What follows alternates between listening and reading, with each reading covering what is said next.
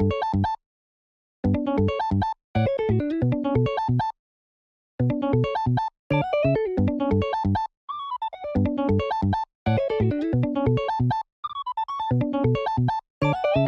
what's up, ladies and gentlemen? Good to see you again. We've got a couple of matches that we played after our local tournament. I believe it was yesterday. And I built a Sakazuki list as well as a purple Luffy list. I'll have both of the deck lists down below in the description. And we were just getting a couple matches after some of the games, or even before some of the games, you know, just to have a couple practice matches, have some fun, you know, get an idea of what some of the new decks feel like. And I will be piloting the Sakazuki on the left, and we got my man Tommy over here playing the purple Luffy on the right. And turn one, I'll be using brand new. We pick up Greater Eruption, but sadly do end up trashing Sabo and the Rob Lucci. Those cards are just so nice to have in hand, so it does suck to lose that, but they can always be returned. You know, can get them back either through Rebecca or through Manchery.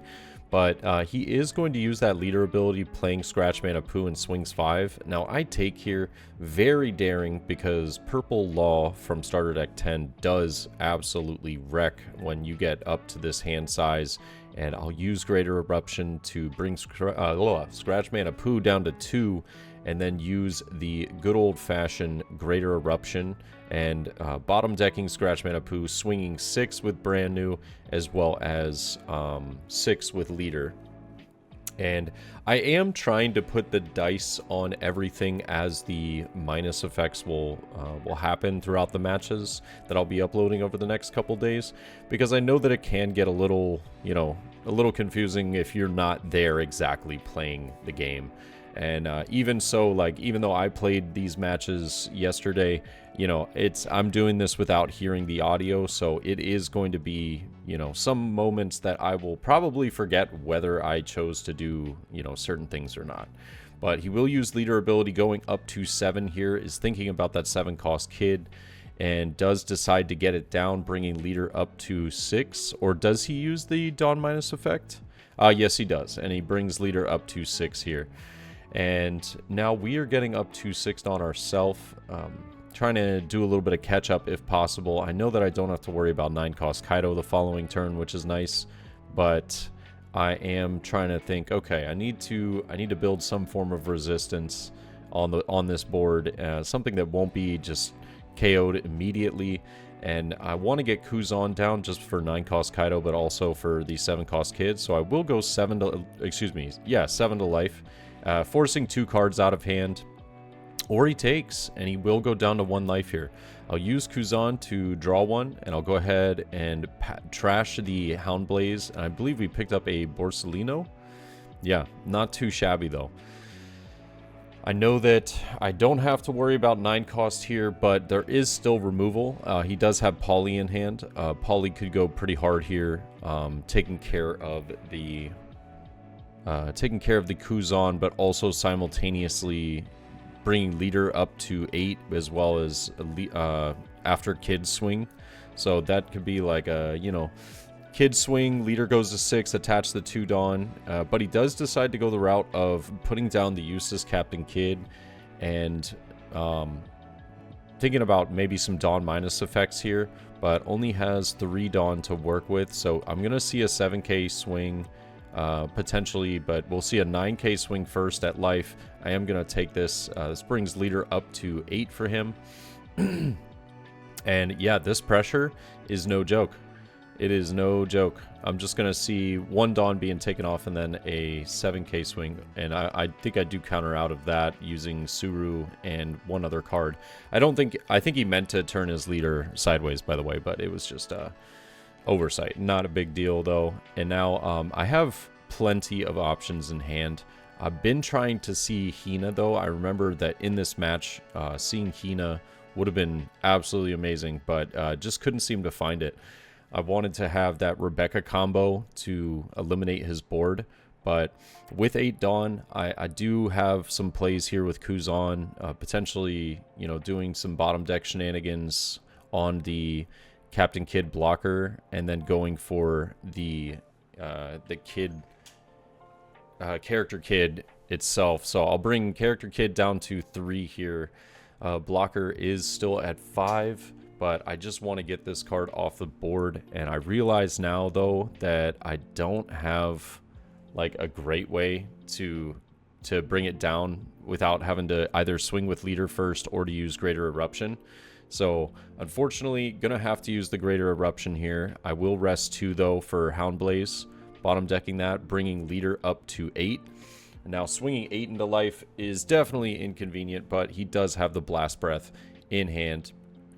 And now Borsalino is going to be played. Defends me a little bit, and now I can try and set up for like double blocker the following turn, or depending on what he plays, a little bit of removal. Just kind of depends here. It does look like he has enough Dawn to go for the 9-cost Kaido play. You could get rid of the Kuzan, which is essentially the answer for Kaido, so it's not, yeah, definitely not a bad play whatsoever.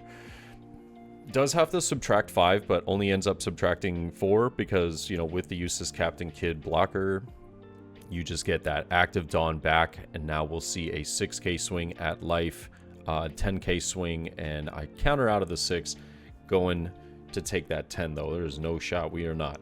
Now he has a pretty sizable hand here. Obviously we could go for game if we really wanted to. I just don't think we'd win it. So not seeing Hina has been pretty rough, and we search again, and unfortunately I don't find Hina yet again. I'm like, oh my god, like I have to rely on the what is it, the Ice Age that is in my hand right now. And don't get me wrong, Ice Age goes hard, but it's not the combo that I was looking for, because I was looking to develop a blocker as well as some form of removal. But I am going to go for... Oh, actually, I think I decided to change this up a little bit. Or do I? I could go 6 into life, lowering the kid to 4. He does decide to block, though, knowing that I have the Borsalino in hand. I'm considering whether I just want to play the Borsalino outright right here, or if I should save it, trying to go for the Kaido the following turn. But I decide to use Manchery, and so I got to return 2, but I also get to take 1. So I'll just go ahead and return 2 of the Houndblazes to the bottom of the deck, and I decide to take, I think, Sabo here, just because I know that I'm going to have to play pretty defensively based off of, and I'm just checking Manchery just to make sure that I can take a 5 cost, and it is a 3 to 5 cost that Manchery can pick up. So Sabo, extra nice, gets me 2 draws. I draw into another Sabo, feeling great about that. I will go ahead and trash the Borsalino. I'm not sure if I really like that play. I also trash a Rebecca, knowing that I can get that back with Manchery very easily. I'm not sure if I really like that play, simply because the Borsalino could have been in tandem with the Ice Age that I think we have in hand. I could have gotten rid of the 9-drop Kaido the following turn if we don't see too much pressure to, the blockers that we have on board. Obviously, Sabo protecting everything from KO effects this turn is pretty crucial. Yeah, but he is going to use Queen here. Dawn -1 to draw 2. He's drawing into quite a lot of counter power. So I'm really glad that we didn't end up going for game, but does trash one of the polys. Leaves 2 Dawn active for himself. And I think this was a bit of a misplay on his part, but I don't think that, yet again, we're all just kind of learning OP05. He didn't fully know what Manchery does as far as it being an activate main. So I think he swung 7 to life, and I chose to block, and then he went 10 to the Sabo, so that I could still keep the Manchery up, and I could still cycle out a lot of my hand. I could get that Sabo right back if I wanted to, which is fantastic. Not seeing Hina yet is absolutely discouraging, but I'm looking through my trash just to see what do we have to work with. Obviously, I could play defensive, or excuse me, I kind of have to play defensive. And you see my my anger, my fist is like, dude, where are these Hinas, man? I wanted to get something on the board that could swing other than a blocker, because I just didn't have anything other than my leader at the moment. Like brand new, obviously, being as clutch as brand new can be, but in this situation, just not having Hound Blaze and being able to get it up pretty naturally is a little unfortunate. I will go 6 to life though, lowering the queen down to 4, and now I use Manchery effect, and he's like, oh, you gotta be kidding me, it's like Bonnie, and I'm like, yeah man, it's like Bonnie. And I choose to take the Tashigi 2k counter here, knowing that I'm probably just gonna play Sabo in some shape or form, or maybe like a double blocker. But it looks like if we're playing brand new, I'd trash 2 Mancheries right now, unfortunately, picking up the Hina, so a little bit of a forced search. And now going to rest 5 more than likely. Oh, I'm gonna swing with Borsalino. Yes, and we get a 2k counter out of it. Yeah, I know that I'm not gonna die this next turn, but I was like, I need to get some form of pressure on his life, because he just has such a sizable hand, and we haven't really been able to do exactly what I was looking for. And I think that getting Rob Lucci down sometime earlier would have been really helpful, you know, just having like a 6k stat line character after Kaido was played. But I was a little worried about, you know, what could possibly come out, you know, whether we see like 7-cost kid, I don't have removal, and I'm like, okay, well, I need to go for game. But I still think that either way it would have been fine, since I was you know, still at 1 life and had a blocker up. I think we would have been okay. And I think I just went a little more of the safe route, and it extended the duration of the game for sure. But we see 4 costs come, or excuse me, 5 costs being rested for Uses Captain Kid, and it looks like the camera rotating us, taking us on a journey right now. We're gonna go 7 into, I believe, the Manchery this time. And I'm thinking to myself, I'm like, okay, I kind of have to let it go. I was like, if I block with Sabo, I was like, it's, you know, I'm pitching a 2k for a card that I feel like it definitely got me some value. And now we do trash the blue Hina. I have no need for it in this match, especially at this late of stage in the game. But we do pick up Hound Blaze off of that cycle right there, which is really nice. Hound Blaze is going to come in clutch in being able to get rid of that blocker and potentially go for, you know, potentially just go for a little bit better of a swing.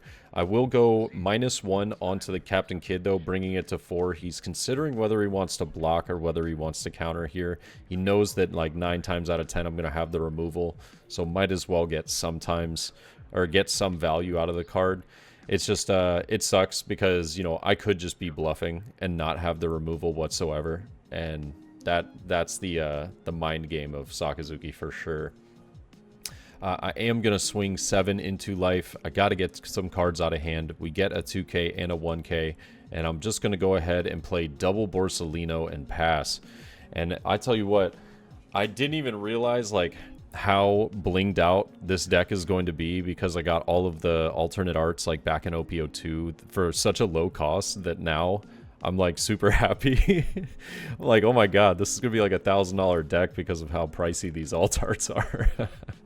So I'm pretty stoked about that. And I just love I think the Borsalino alt art and the Kuzan alt art are like some of the best looking alt arts in the game. Borsalino, for sure. Like, it's just one of the best looking cards in the game. And now we do see the 7-cost kid coming down, though, forces a 9k swing, but leaves no Dawn open. So I'm like, okay, I can let Sabo go here, and now we see a 10k to life, and I'm like, okay, you have no Dawn active. I'm pretty certain I just take this, and then we're just going to try and go for game. And I do, and I think I end up laughing because I pick up the Hina right here, and I show him, I'm like, dude, you gotta be kidding me. The last turn of the game, basically. I pick up Hina, I'm like, this game is trolling me right now. It is ridiculous. You know, we could swing heavy into the Kaido and prolong the game, but I do think that I have the ability to just go for it now, and I will use Hound Blaze as well as the Ice Age to bottom deck the 7-cost kid. His leader is at 6k. I choose to swing 9 here, knowing that if he does have the 0-cost event, it's going to cost him. And so he does take That hit, though, goes down to 1 card in hand. And now I'm thinking to myself, I'm like, dude, there is like a weird world where you win this because I only have a certain amount of Dawn. But then I was like, no, there isn't. All I'd have to do is go 6 with Brand New, 6 with the Borsellino, and then 7, and you wouldn't have any cards left in hand. But super solid first match of the day. It was just a lot of fun on, playing Tommy right here. But would love to hear y'all's thoughts and what you guys think about the matchup. And as always, guys, I'll catch you in the next one, okay? Peace.